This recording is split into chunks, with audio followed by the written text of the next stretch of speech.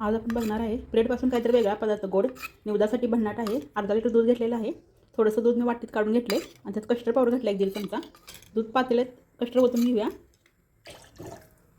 चांगलं उकळून द्यायचं आहे. 2-3 चमचे साखर घालायचे. साखर घालून घेतलेले एक उकळून द्यायचे. उकळी आलेले आहे. गॅस बंद करूया. याला थंड करून घेऊया. थंड होईपर्यंत ब्रेड तळून घेऊया. तेल गरम झालेलं आहे. यात ब्रेड घालून घेऊया. ब्रेड तळून झालेत, काढून घेऊया आपण. सगळे ब्रेडचे तुकडे तळून झालेले आहेत. कस्टर्ड आपलं थंड झालेलं आहे.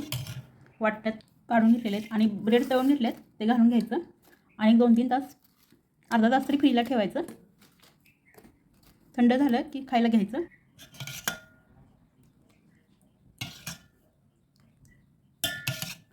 अर्धा तास आपण फ्रीजला ठेवूया. एकदा नक्की करून बघा. व्हिडिओ आवडला तर लाईक करा.